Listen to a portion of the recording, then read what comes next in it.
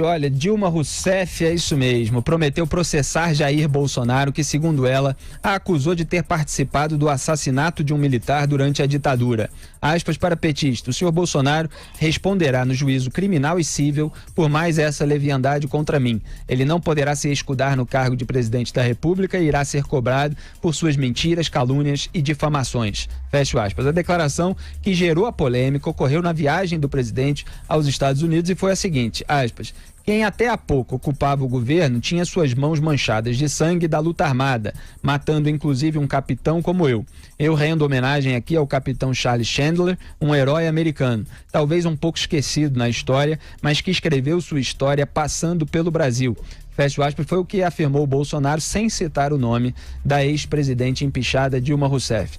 A Dilma, eu já escrevi vários artigos a respeito disso, já comentei no programa, ela participou, ela integrou pelo menos 3 grupos terroristas naquela época da luta armada, e esses grupos são responsáveis por assassinatos, a começar pelo do soldado de então 18 anos, se eu não me engano, Mário Cosel Filho.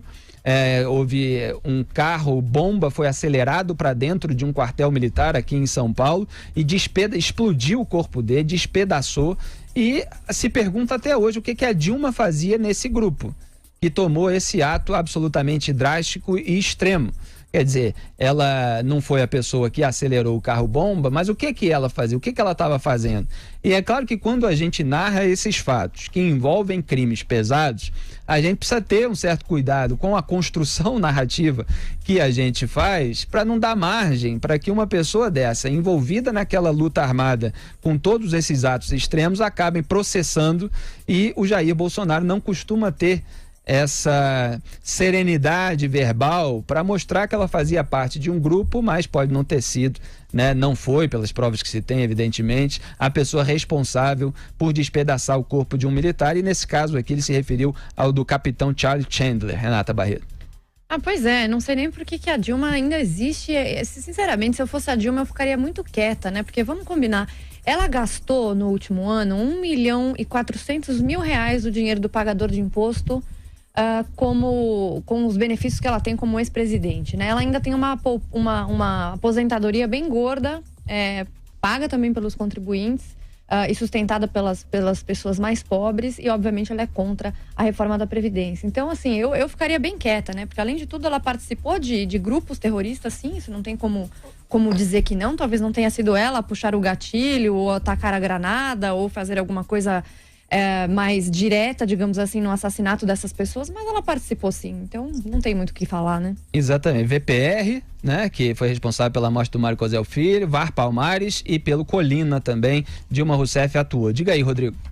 Não, exatamente isso, quando você faz parte de um bando, e o bando vai fazer um assalto e alguém é morto por aquele bando, todo mundo é cúmplice. Agora, pode ser que você não tenha puxado o gatilho. Então, eu concordo com você, Felipe, que tem que ter um cuidado ao colocar isso para não dar margem a esse tipo de vitimismo depois. Acusação leviana, né? Agora, ela fez parte desses 3 grupos, o VPR, VAR, Palmares e Colina, que eram grupos terroristas, não lutavam por democracia contra a ditadura, coisa alguma, lutava com métodos de terrorismo a favor de uma ditadura como aquela existente em Cuba. Isso são fatos históricos, inegáveis.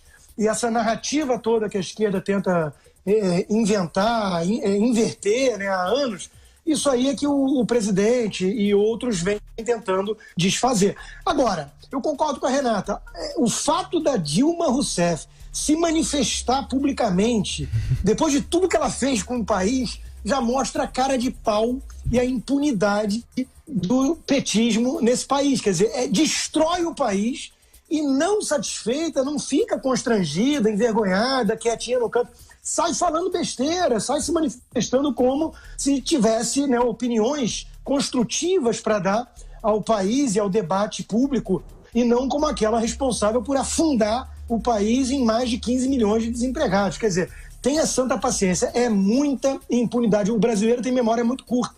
É por isso que são convidados ainda para colunista de jornal, coisas assim, figuras, né, que estão aí há décadas ajudando a destruir o país, defendendo planos exóticos, congelamentos e tudo.